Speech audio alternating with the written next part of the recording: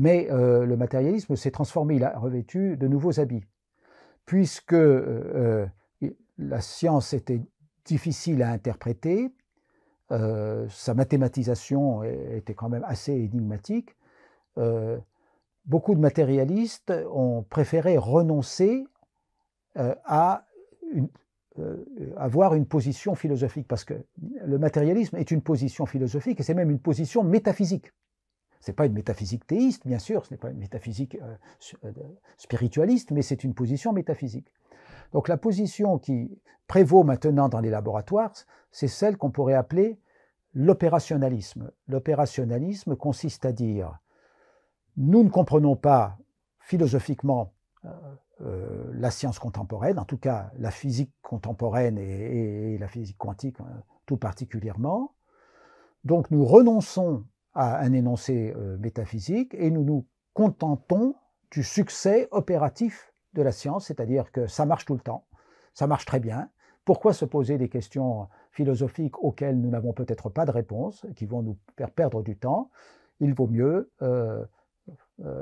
utiliser notre temps pour faire des calculs, faire des expériences, fabriquer des objets comme les téléphones portables ou les ordinateurs.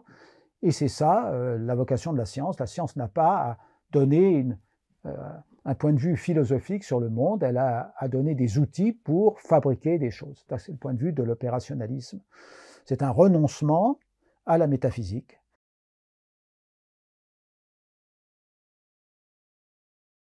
Qu'est-ce que la matière?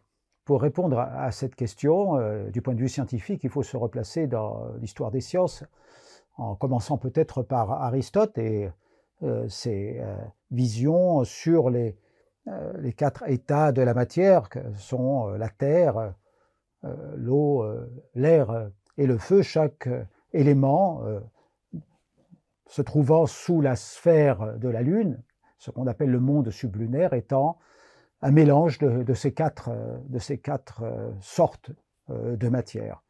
Au-dessus de la sphère de la Lune se trouve le monde de l'éther, une 5e substance qui, elle, est incorruptible et animée d'un mouvement circulaire qui fait que les astres tournent autour de la Terre, sont entraînés par ce mouvement de l'éther.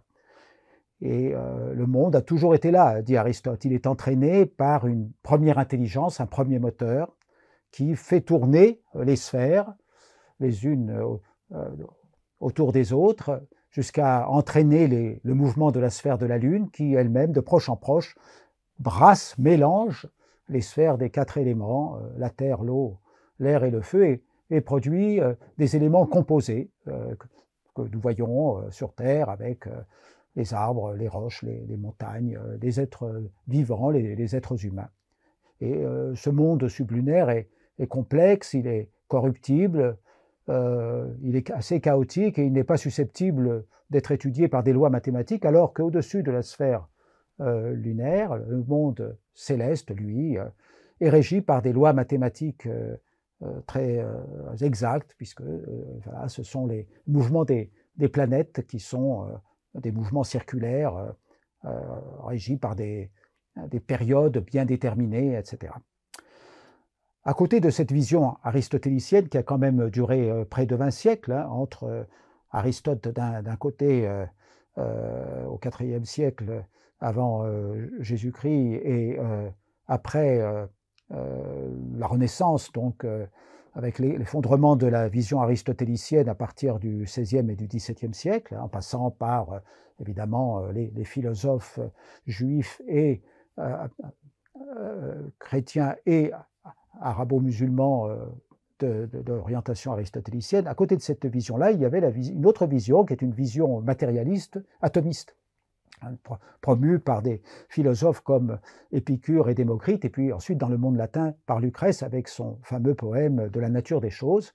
Et Lucrèce voyait le monde comme étant constitué d'atomes, de petites billes avec des crochets, et ces crochets s'assemblaient les uns avec les autres pour faire des structures plus complexes.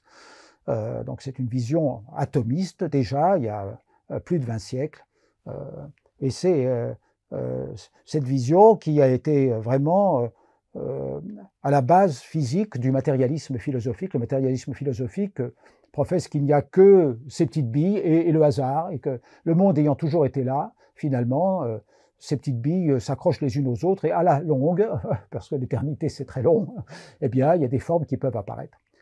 Et au moment de la Renaissance et à la période moderne, petit à petit, l'hypothèse atomiste est revenue sur le devant de la scène avec beaucoup de difficultés dans le monde européen, latin, parce que cet atomisme était associé à la vision matérialiste, à l'idée que le monde était toujours là, qu'il n'y avait pas de créateur, que seul le hasard agissait pour assembler les choses. Donc il y a eu beaucoup de réticences pour faire accepter l'hypothèse atomiste, c'est-à-dire l'idée que la matière est constituée d'atomes et non pas des 4 substances d'Aristote, l'eau, la terre, le feu et l'air, qui pourraient se mélanger de façon un peu au hasard et donc sans règles très précises. Au contraire, l'atomisme a fini par donner des règles très précises pour l'assemblage de la matière, et cet atomisme n'a triomphé qu'au XIXe siècle, essentiellement avec les travaux des chimistes, et on s'est rendu compte qu'il n'y avait pas une sorte d'atome avec différents types de crochets, mais 92 sortes d'atomes naturels, ce qu'on appelle les éléments naturels, en commençant par l'hydrogène, l'hélium, le lithium, le beryllium, etc. Le 92e étant l'uranium, et on passe par tous les éléments connus comme l'oxygène, le carbone, l'azote, le fer, etc. Donc ce sont des travaux qui ont été faits dans la seconde moitié du XIXe siècle, puis au début du XXe siècle pour les éléments plus lourds, comme par exemple le radium qui a été découvert par les époux Curie. Cette vision s'est imposée comme la vision vraiment triomphale de la science, expliquant la matière constituée de ces 92 sortes d'atomes, ces 92 sortes d'atomes pouvant ensuite s'assembler pour faire beaucoup plus de structures, et ces structures sont des molécules. Et là, évidemment, c'est comme un jeu de Lego, un jeu de construction, où en assemblant ces différentes sortes d'atomes par des forces électromagnétiques, eh bien, on fait des molécules de plus en plus compliquées, qui peuvent avoir de plus en plus de fonctions, et toute la matière est constituée de ces molécules qui sont elles-mêmes assemblées à partir des 92 sortes d'éléments naturels, des 92 types d'atomes qui existent dans la nature. Au XIXe siècle, cette vision de la matière qui s'est imposée petit à petit et qui a été extrêmement puissante pour expliquer les propriétés de la matière, cette vision a renforcé le matérialisme philosophique, parce qu'on a un certain nombre de philosophes ont vu dans la description de la matière une confirmation des idées des matérialistes philosophiques et une affirmation qu'il n'y a dans l'ordre du réel que les atomes. Parce une chose est de dire la matière est constituée d'atomes, une autre est de dire, ça c'est une position scientifique, une autre est de dire il n'y a dans la réalité que les atomes, ça c'est une position philosophique qui est la position des matérialistes. Alors en fait, il est important dans cette histoire des sciences, qui est quand même une histoire de 20 siècles, de ne pas sauter au-dessus de la philosophie arabo-musulmane, qui a réhabilité la notion d'atome, mais dans un contexte théologique, c'est-à-dire non pas les atomes des matérialistes qui sont là pour expliquer le monde sans avoir besoin de Dieu, sans avoir besoin du premier moteur d'Aristote, mais au contraire des atomes qui sont là pour expliquer le monde comme étant la création du Créateur. Et ça, c'est vraiment quelque chose de très important, de ne pas omettre cet épisode de la philosophie arabo-musulmane et de la philosophie universelle, parce que les théologiens et les philosophes arabo-musulmans ont vu dans les atomes, finalement, une façon de décrire l'impermanence du monde. Parce que les réalités du monde, les créatures, sont des assemblages d'atomes qui sont eux-mêmes recréés en permanence par le Créateur dans le cadre de ce qu'on appelle le renouvellement de la création, tajdid ul-khalq, terme coranique qui veut surtout parler dans le Coran de la deuxième création, c'est-à-dire de la création de l'autre monde, mais qui est ensuite repris dans la théologie islamique pour désigner la création du monde à chaque instant, parce que le monde n'est pas autosuffisant. l'acte créateur de Dieu, d'Allah, se produit à chaque instant et renouvelle l'existence des choses. Donc il y avait une version de l'atomisme qui n'était pas matérialiste, qui était une version théiste, hein, spirituelle de l'atomisme. Donc on se retrouve au XIXe siècle, la fin du XIXe siècle, avec un triomphe apparent de la science qui est capable d'expliquer la diversité de la matière à partir des atomes. Et il faudra attendre la révolution de la physique quantique à partir de 1905 pour réaliser que les atomes sont beaucoup moins simples que ceux que l'on pouvait imaginer à la fin du XIXe siècle, parce que essentiellement les gens à la fin du XIXe siècle, les savants, mais aussi le public cultivé, imaginaient les atomes comme des billes dures, hein, qui se collaient les unes aux autres, un peu comme les atomes de Lucrèce, hein, dans son livre de la nature des choses. Simplement, Lucrèce imaginait des crochets pour que les atomes s'assemblent, là où la science, au XIXe siècle, voit plutôt des forces électromagnétiques, hein, qui sont capables de lier les atomes entre eux. Mais à ce détail près, c'était à peu près l'architecture qui était proposée par Lucrèce. Et là, la physique quantique va renverser cette vision naïve du matérialisme avec des atomes comme des billes dures pour proposer une autre vision dont l'interprétation reste en suspens, parce que cette vision est assez énigmatique en fin de compte. Au début du XXe siècle, on va s'apercevoir que la matière est plus complexe que ce qu'on pensait, c'est-à-dire que les atomes n'étaient pas des billes dures. Hein. On découvre à la fin du XIXe siècle qu'il y a des électrons dans ces billes dures, c'est-à-dire des petites particules, et puis ensuite on découvre que ces électrons sont autour de structures concentrées qu'on appelle les noyaux, qui vont être constitués de deux autres types de particules, les protons et les neutrons. Donc ce qu'on croyait être une bille dure, c'est un noyau très dense, protons et neutrons, dont la taille est un 100 millième de la taille de l'atome lui-même, et les électrons qui sont autour. Donc, finalement, l'atome devient plus complexe que ce qu'on pensait. Protons, neutrons et électrons. Cette structure-là va être régie par des lois qui sont celles de la physique quantique, dont on aura peut-être l'occasion de reparler tout à l'heure. Et ce sont les électrons qui assurent les liaisons des atomes entre eux et qui font les fameuses molécules dont on parlait il y a quelques minutes, et qui permettent donc l'assemblage de ces structures très compliquées que sont les molécules qui constituent toute la matière inerte, mais aussi la matière vivante. Il faut aussi parler de ce qu'on appelle les états de la matière. Donc, les atomes eux-mêmes peuvent perdre leurs électrons, et les électrons étant chargés négativement, à ce moment-là, ces atomes qui sont dépourvus de leurs électrons, les électrons étant libres autour, constituent ce qu'on appelle un plasma. Un plasma, c'est une sorte de gaz où les électrons et les noyaux sont séparés, et même un gaz qui peut être complètement ionisé, c'est-à-dire où tous les électrons qui sont autour des noyaux sont séparés. Voilà, tous les électrons sont partis de leur environnement. Et puis, si on refroidit, eh bien, les électrons reviennent autour des noyaux et on a là un gaz, mais dans un gaz, les atomes ou les molécules sont libres de se déplacer comme ils l'entendent.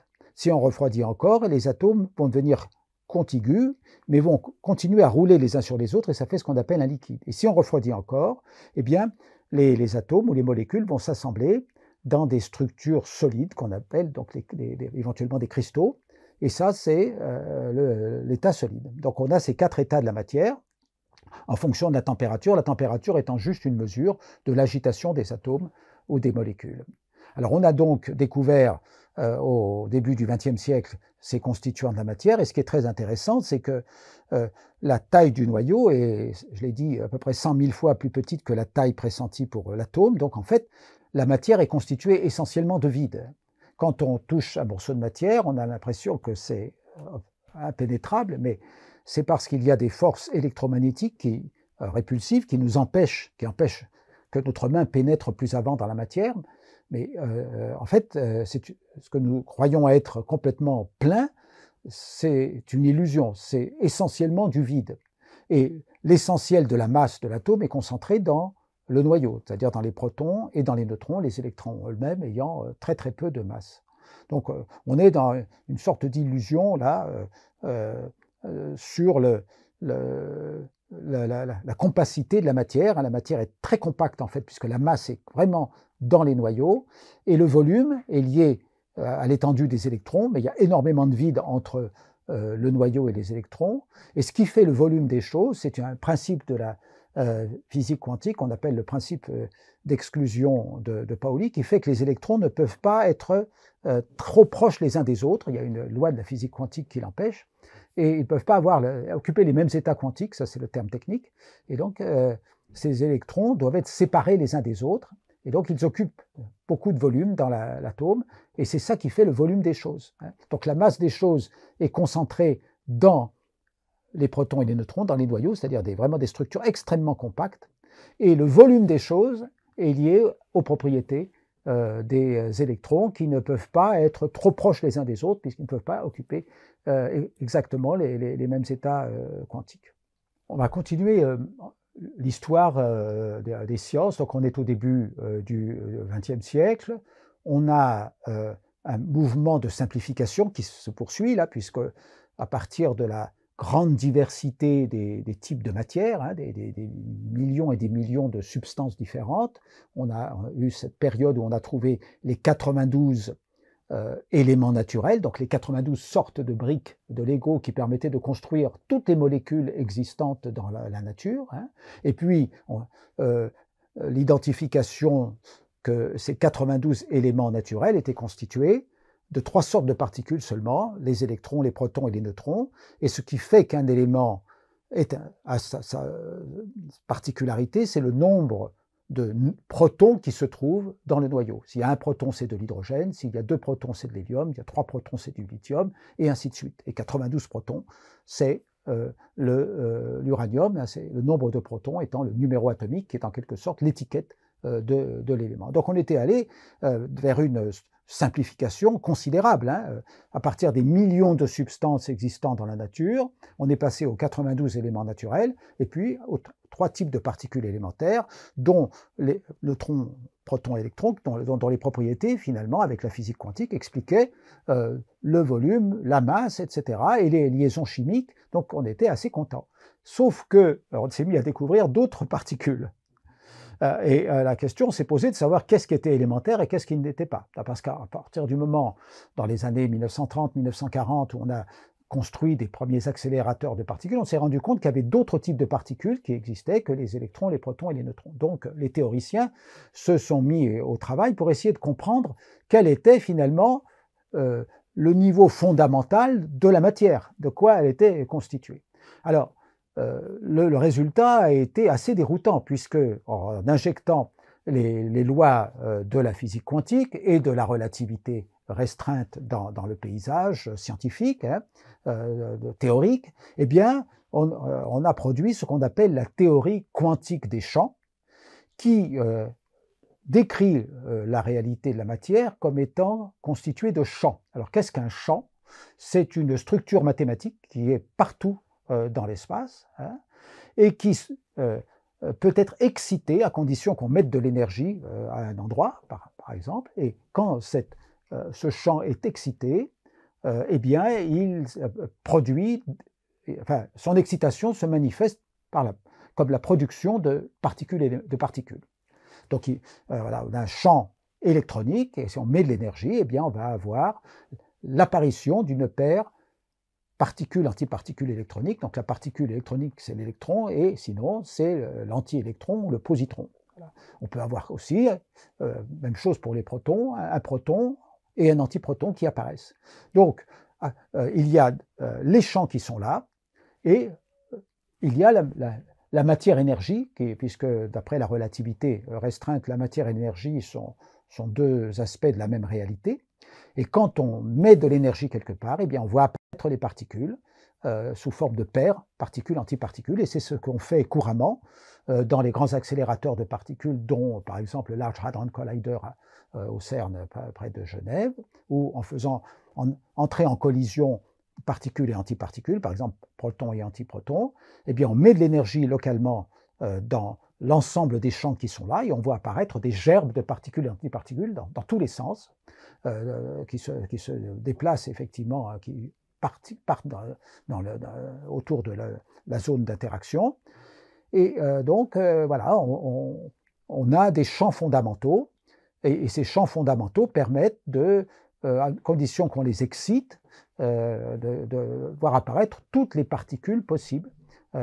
Et ces champs fondamentaux, eh bien, il y a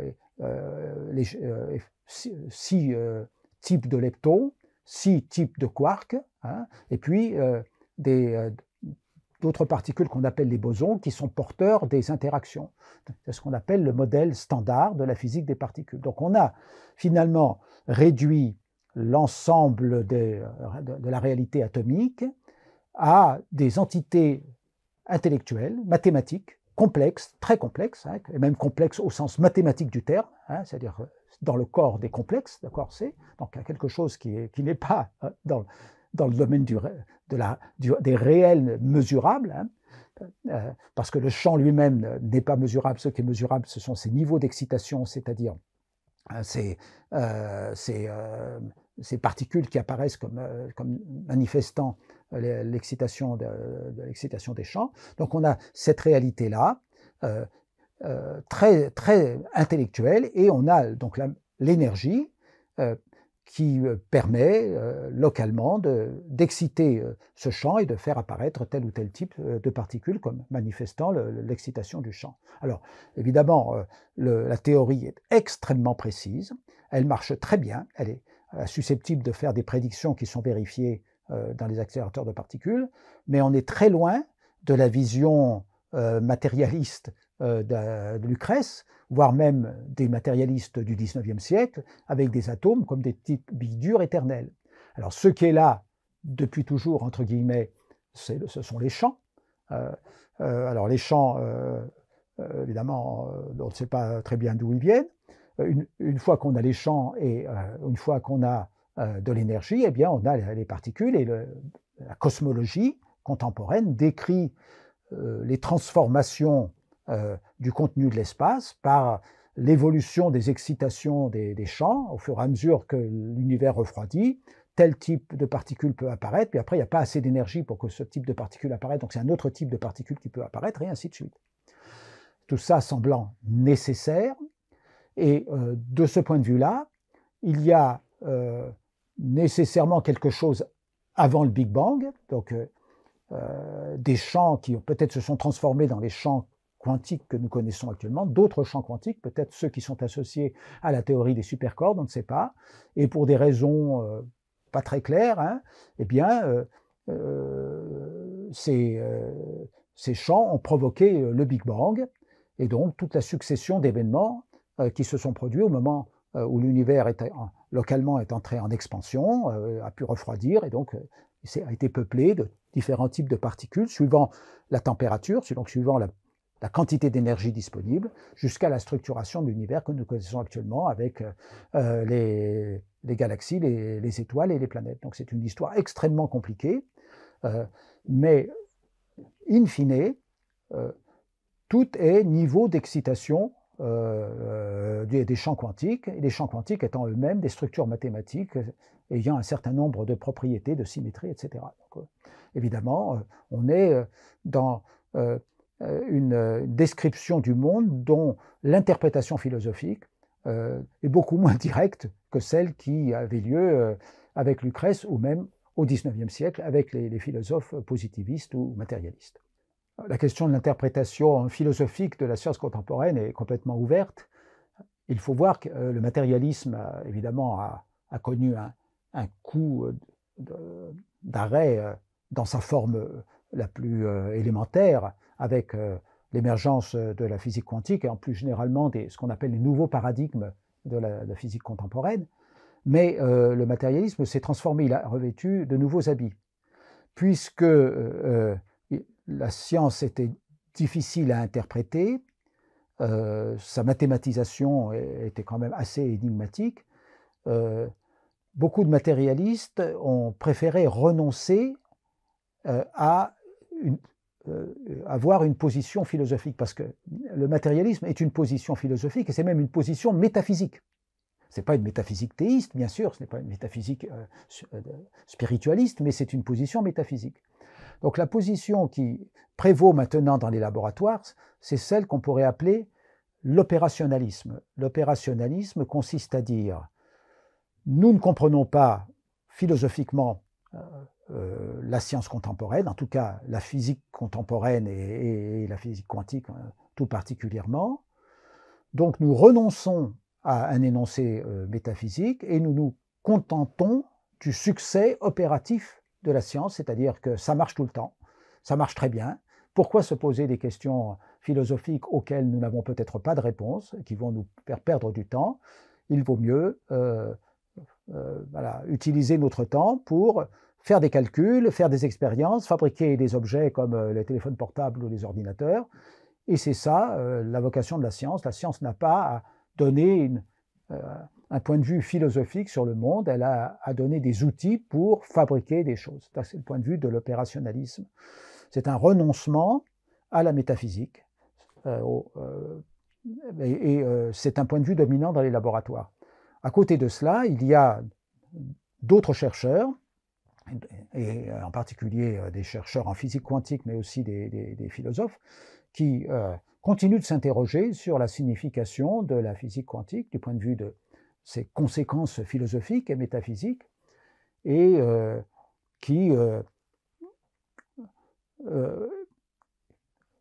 proposent des points de vue philosophiques assez variés d'ailleurs, mais pour résumer, et vous aurez peut-être l'occasion de revenir là-dessus avec d'autres intervenants, la position qui pourrait être une position philosophique intéressante, c'est que la science est capable de décrire le monde jusqu'à un certain point, mais il y a une réalité cachée dont la réalité physique émane, est la manifestation, et cette réalité cachée, finalement, elle ne nous est pas accessible. On ne comprend pas au fond ce qui se passe, et il y a quelque chose de mystérieux. Donc la vocation de la science à décrire vraiment l'ensemble de la réalité, et en particulier la réalité fondamentale, cette vocation, finalement, est frustrée par l'état des choses et quelque chose nous échappe. Voilà. Donc ça, c'est aussi une position philosophique qui est très intéressante parce qu'elle ouvre la porte à d'autres approches de la réalité qui seraient des approches métaphysiques ou plus spirituelles, et en particulier des approches de nature théiste qui consisteraient à dire, oui, voilà, il y a au fond une réalité profonde dont la réalité matérielle est la manifestation, mais cette réalité profonde ne nous est pas accessible par la science, elle reste mystérieuse, et peut-être que d'autres approches nous permettent de la comprendre d'une autre façon. Alors on a parlé tout à l'heure du modèle standard de physique des particules avec voilà, les 6 sortes de leptons, les particules légères comme les électrons ou les positrons, et les particules lourdes que sont les quarks, en particulier les quarks qui vont rentrer dans la composition des neutrons et des protons, et puis les bosons qui sont les particules d'interaction, dont le fameux boson de Higgs qui a été découvert récemment. Mais il y a probablement dans la nature d'autres types de particules, et en particulier les astrophysiciens détectent dans le cosmos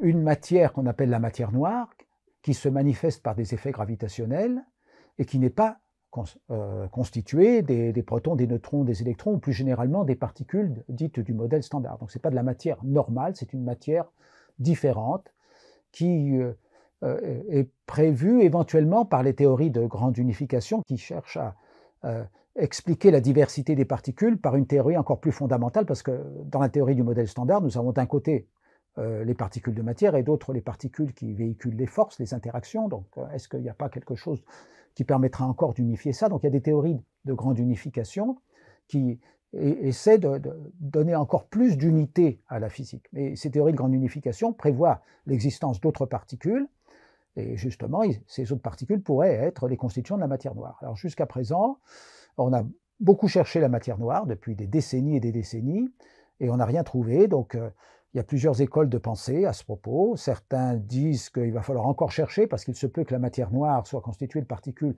très légères qui sont difficiles à détecter, mais d'autres personnes évoquent peut-être une autre piste et disent que il n'y a pas de matière noire, mais c'est peut-être la loi de la gravitation qui est mal connue. Et, et cette loi de la gravitation, si elle était légèrement différente, pourrait expliquer les mouvements des galaxies, des étoiles, sans qu'on ait besoin d'avoir une matière présente qui ne serait pas visible, mais qui serait détectée uniquement par ces effets gravitationnels. Et puis, en 1998, il y a eu la détection de l'énergie noire, c'est-à-dire un autre type d'énergie qui n'est pas de la matière, mais qui est une forme particulière qu'on appelle un champ scalaire, qui permet de repousser l'espace et donc d'accélérer l'expansion de l'univers. Et là encore, on ne sait pas très bien de quoi il s'agit, et c'est un des grands enjeux de la physique contemporaine, d'essayer de détecter les propriétés de cette énergie noire pour avoir des indications sur la façon dont elle pourrait rentrer dans une vision globale de la matière normale, de la matière noire et donc de l'énergie noire. Donc il y a encore beaucoup de travail à faire. Alors les optimistes disent que tous ces indices vont pouvoir converger vers une théorie unique, et puis d'autres moins optimistes disent que c'est très compliqué et qu'on se trompe peut-être complètement et qu'on n'arrivera peut-être jamais à avoir une théorie synthétique qui permet d'expliquer tous les aspects de la physique. Actuellement, il y a ce qu'on pourrait appeler une crise de la physique parce que plusieurs décennies d'études visant à unifier la physique des particules élémentaires ont abouti à un échec finalement. Toutes ces années ont abouti à un échec. On avait le sentiment que le processus d'unification allait se poursuivre assez rapidement, qu'on avait unifié par exemple l'électricité et le magnétisme au XIXe siècle, puis l'électricité, le magnétisme et la lumière.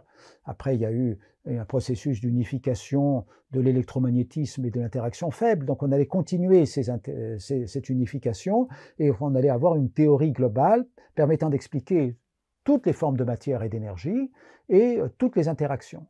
Et depuis plusieurs décennies, on cherche cette théorie, on ne l'a pas trouvée. Alors il y a des candidats comme la théorie des supercordes ou la gravité quantique à boucle, mais aucune de ces théories ne s'impose. Il y a des difficultés conceptuelles, mais il y a aussi des difficultés pour tester les théories, parce qu'il faut que la théorie prédise des choses nouvelles qui ne sont pas dans les théories actuelles pour que cette théorie puisse être retenue. Donc on est dans une sorte de crise.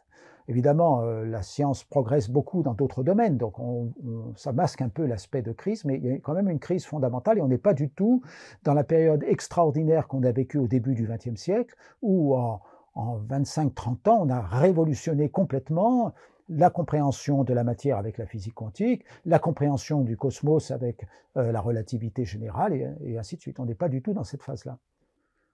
Alors, dans ce schéma du monde, la matière est constituée des mêmes éléments, c'est-à-dire qu'un morceau de fer ou un morceau de cuivre est très simple, mais toute la démarche de la biologie au cours du XXe siècle a montré que la matière biologique était elle-même constituée de molécules organiques assez complexes, et que les propriétés biologiques que nous observons dans la matière vivante pouvaient s'expliquer à partir de la biochimie et donc ultimement à partir des propriétés des atomes. Et donc évidemment, une des grandes victoires de la biologie dans le courant du XXe siècle, ça a été l'identification de l'ADN et puis le déchiffrement du code génétique et le fait que des molécules organiques permettaient de transmettre des informations pour fabriquer des protéines qui sont les constituants de notre corps à nous en tant qu'être humain, mais de toute matière vivante, puisque c'était le même code qui régissait le fonctionnement organique des bactéries et celui des plantes et des animaux, etc., jusqu'à l'être humain. Donc on est là dans une victoire absolument considérable. Et les matérialistes dans la biologie, parce qu'on a parlé beaucoup des matérialistes dans la physique, ceux-là se sont reconvertis en opérationnalistes, c'est-à-dire qu'ils ont abandonné la position réductionniste, enfin, la position qui consistait à dire nous comprenons ce qu'est la matière, mais pour adopter une autre position qui consiste à dire nous n'avons pas besoin de comprendre ce qu'est la matière pour pouvoir faire des calculs. Et là, du côté des biologistes, on reste dans une position réductionniste où beaucoup de biologistes, devant les succès de la biologie, de la médecine, etc., défendent l'idée que nous sommes essentiellement de la biochimie, hein, donc nous allons, que tout le fonctionnement de l'être humain et des êtres vivants en général peut s'expliquer par des phénomènes physico-chimiques, hein, y compris les fonctions supérieures, hein, donc le cerveau, donc les sensations que nous avons, et ultimement la conscience. Et là, effectivement, dans cette vision-là, la conscience a du mal à trouver sa place parce que le point de vue neuronal, pour reprendre le titre du livre de Jean-Pierre Changeux, hein, L'homme neuronal, c'est que nous sommes une succession de signaux physico-chimiques, hein, et que voilà, nous percevons par nos sens, donc qui sont des détecteurs. Toute l'information est traitée par notre cerveau. Si nous avons faim, eh bien, le cerveau nous signale que nous devons aller à la recherche de la nourriture et actionne nos membres pour saisir l'aliment et le porter à notre bouche. Et pour tout cela, nous n'avons pas besoin de la conscience. Donc, de ce point de vue-là, dans cette perspective, la conscience est un sous-produit de l'activité du cerveau, et c'est un sous-produit inutile puisque nous sommes entièrement déterminés par des influx physico-chimiques et nous n'avons pas de liberté pour prendre des décisions. Ou plutôt, si les décisions sont prises, c'est juste le résultat de phénomènes aléatoires qui se trouvent dans notre cerveau. Alors là, c'est une position extrêmement forte, c'est vraiment une position matérialiste. Face à cela, il y a une position dualiste qui consiste à dire que nous ne comprenons pas ce qu'est la conscience et que la conscience existe comme une réalité différente de la matière, mais la position dualiste rencontre la difficulté bien connue qui est ce que les anglo-saxons appellent le mind-body problem, c'est-à-dire si la conscience n'est pas matérielle, si elle est d'une autre nature, comment fait-elle pour influencer le matériel? Donc ça, c'est le problème de la position dualiste.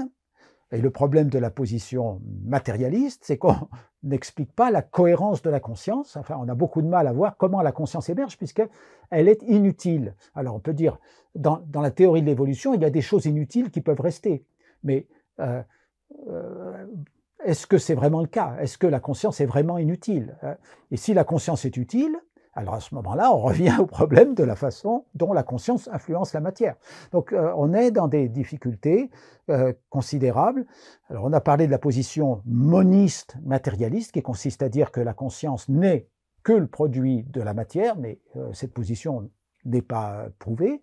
Il y a la position dualiste qui sépare la conscience et la matière, et cette position a des problèmes aussi puisqu'on ne sait pas comment l'interaction se fait. Puis il y a également une position qu'on appelle le monisme neutre, qui consiste à dire que toute forme de matière a un peu de conscience, y compris les électrons, les atomes, hein, et ces formes de conscience s'assemblent finalement, ce qui fait que plus les structures sont complexes du point de vue matériel, plus la conscience émerge de cet assemblage. Donc, pour cette position du monisme neutre, qui est une position philosophique, il y a bien sûr de la conscience chez une plante, confuse, hein, mais davantage de conscience chez une souris, et puis encore davantage chez un chien, et ainsi de suite, jusqu'à l'être humain.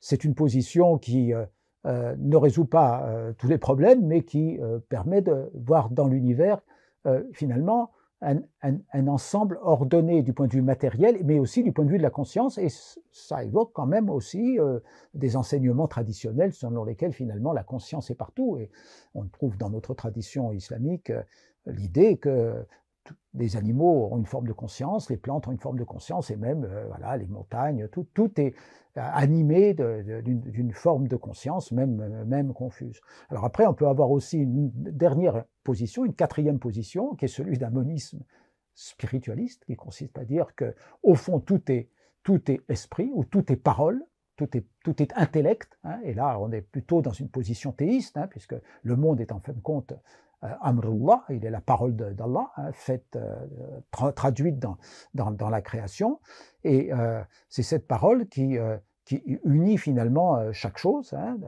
et donc le monde est intellect, le monde est parole, le monde est comme la révélation elle-même est constituée des paroles d'Allah, hein, le Coran, eh bien le monde lui-même est parole d'Allah. C'est un message qui nous est adressé avec des lettres, des mots, des phrases, un peu comme un assemblage qui rappelle finalement l'assemblage des atomes et des molécules, etc.